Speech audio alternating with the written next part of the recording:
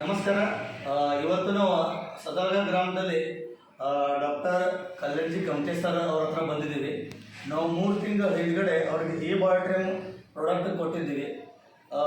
ಅವ್ರಿಗೆ 3 ತಿಂಗಳ ಹಿಂದ್ಗಡೆ ಅವ್ರಿಗೆ ಏನೇನು ಪ್ರಾಬ್ಲಮ್ ಇತ್ತು ಅಥವಾ ಇವತ್ತು ಏನೇನು ಪ್ರಾಬ್ಲಮ್ ಅವ್ರದ್ದು ಸಾಲ್ವ್ ಆಗೈತಿ ಅವ್ರ ಬಾಯಿಂದ ನಾವು ಕೇಳೋಣ. ಸರ್ ನಮಸ್ತೆ. ಹಾಂ ಸರ್ ಹೇಳ್ರಿ, ನಿಮ್ಗೆ 3 ತಿಂಗಳ ಹಿಂದ್ಗಡೆ ಏನೇನು ಪ್ರಾಬ್ಲಮ್ ಇತ್ತು ಮತ್ತು ಇವತ್ತು ಏನೇನು ಪ್ರಾಬ್ಲಮ್ ಸಾಲ್ವ್ ಆಗೈತಿ ಒಂದು ಸ್ವಲ್ಪ ನಮ್ಮ ಜನರಿಗೆ ಹೇಳಿ.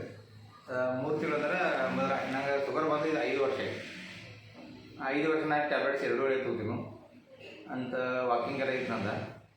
ಆದ್ರೂ 200 ಆಸ್ಪಾಸ್ ಶುಗರ್ ಇತ್ತು ನಾನು. ಈಗ ಈ 3 ತಿಂಗಳು ಉಪಯೋಗ ಮಾಡೋದ್ರಿಂದ ಒಂದೇ ಟೈಮ್ ಶುಗರ್ ಗೋಳಿ ತಗೋತೀನಿ. 2 ಟೈಮ್ ತಗೋದ, 1 ಟೈಮ್ ಬಂದೈತಿ. 2 ಟೈಮ್ ಯಾವಾಗೇ ಸ್ವೀಟ್ ಇದ್ರೆ ಅಷ್ಟೇ ಸಂಜೆ ತಗೋತೀನಿ, ಇಲ್ಲ ಒಂದೇ ಟೈಮ್ ಗೋಳಿ ತಗೋತೀನಿ. ಮತ್ತು ಈಗ ಮತ್ತೇನೇನು ಆಗ್ತಿತ್ತು ನಿಮ್ಗೆ? ಬೆನ್ನು ಕಾಲು ನುಸೋದ್ರ ಪ್ರಮಾಣ ಇತ್ತು, ಅದು ಪ್ರಮಾಣ ಓಕೆ. ಈಗ ಅಷ್ಟೊಂದು ನುಸೋದಿಲ್ಲ. ಅದರ ಚಿಕ್ಕುಡಿಗೆಲ್ಲ ಹೋಗಿ ಬಂದ್ರೆ ನಿಮ್ಗೆ ಬೆವರು ಏನಾಗ್ತಿತ್ತು ಒಂದು ಸ್ವಲ್ಪ?